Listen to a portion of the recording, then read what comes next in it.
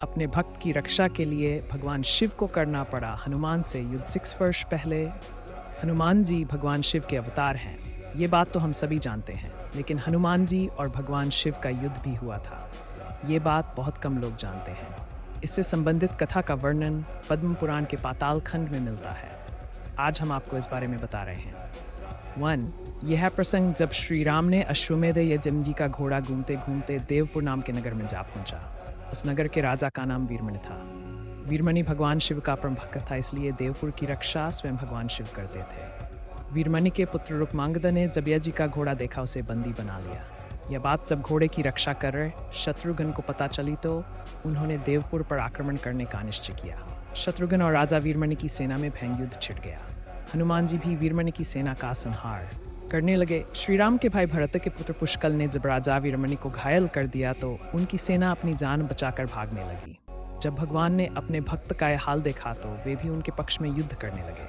भगवान शिव को युद्ध करते देख शत्रुघ्न भी वहां आ गए। दोनों में भयंकर युद्ध होने लगा। भगवान शिव ने वीरभद्र को पुष्कल से नंदी को हनुमानजी से युद्ध करने के लिए भेजा। वीरभद्र और पुष्कल का युद्ध 5 दिन तक चलता रहा। अंत में वीरभद्र ने पुष्कल का वध कर दिया। ये देखकर शत्रुघ्न को बहुत दुख हुआ। शत्रुघ्न प्रक्रोधित होकर शिव से युद्ध करने लगे। उनका युद्ध दिनों तक चलता रहा। अंत में भगवान शिव के प्रहार से शत्रुघ्न बेहोश हो गए।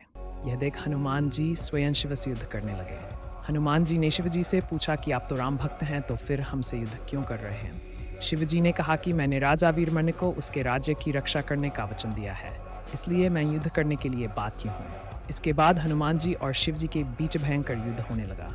हनुमान जी के पराक्रम से प्रसन्न होकर शिव जी ने उनसे वरदान मांगने को कहा। तब हनुमान जी ने कहा कि इस युद्ध में भरत के पुत्र पुष्कल मारे गए हैं और शत्रुघ्न भी बेहोश हैं।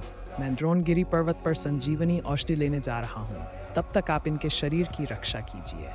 शिव जी ने उन्हें ये वरदान दे दिया। इधर हनुमान जी तुरंत द्रोणगिरी पर्वत आए और संजीवनी औषधि लेकर पुनः युद्ध भूमि में आ गए। उस औषधि से हनुमान जी ने पुष्कल को पुनर्जीवित कर दिया और शत्रुघ्न को भी स्वस्थ कर दिया। शत्रुघ्न और शिवजी में फिर से युद्ध होने लगा।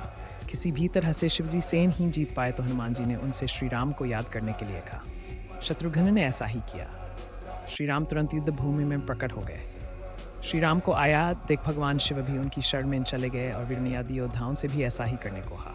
वीरमणि यज्ञ को घोड़ा भी श्री राम को लौटा दिया और अपना राज्य भी उन्हीं को सौंप दिया। इस तरह वह युद्ध समाप्त हुआ।